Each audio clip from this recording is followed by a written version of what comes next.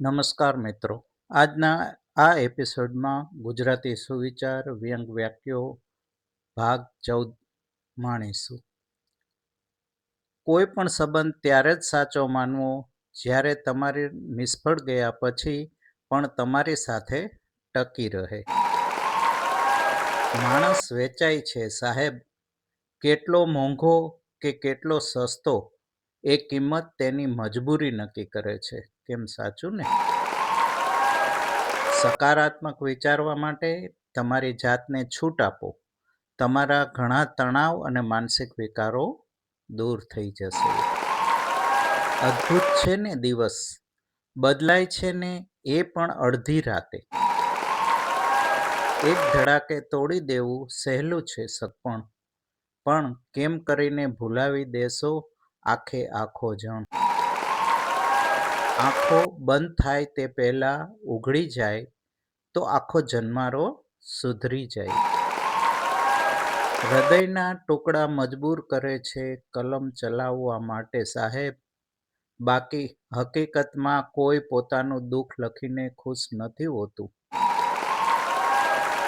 કોઈના વગર કંઈ અટકતું નથી, પણ અધૂરું ચોક્કસ રહે છે. બાવળને પણ એક ક્ષણ ગમી હશે જ્યારે કોઈ વેલ તેની તરફ નમી હશે. લાગણીઓ ઉછીની મળતી નથી, કદાચ એટલે જ તે બધાને જડતી નથી. કઈ ભૂલ થઈ એ શોધનારા જીવનમાં ખૂબ આગળ વધે છે અને કોની ભૂલ થઈ એ શોધનારા ત્યાંના ત્યાં જ રહી જાય છે.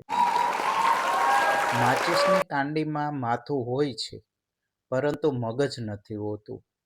થોડું ઘર્ષણ કરીએ તો તે સળગવા લાગે છે અને પોતે જ બળી જ નાખે છે.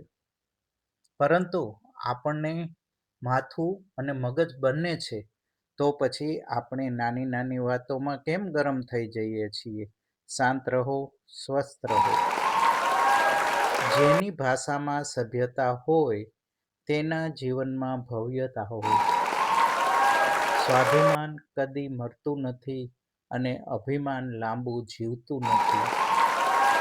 વીતી જાય છે જિંદગી એ શોધવામાં કે જોઈએ છે શું, જ્યારે આપણને એ જ ખબર નથી હોતી કે જે મળ્યું છે એનું કરવાનું છે શું. માણસના જીવનમાં આવેલો મુશ્કેલ સમય જ માણસને અંદરથી મજબૂત બનાવતો હોય છે. નવા વર્ષથી માત્ર કેલેન્ડર બદલાય છે, બાકી ગિલેન્ડરો તો એના એ જ હોય છે. સ્વભાવ શૂન્ય જેવો રાખવો, ભલે કોઈ આપણને ગણતરીમાં લે કે ન લે, પણ આપણે જેની બાજુમાં ઊભા હોઈએ એની કિંમત વધી જવી જોઈએ. આકાશને પૂછ્યું, તારા છૂટા છૂટા કેમ છે?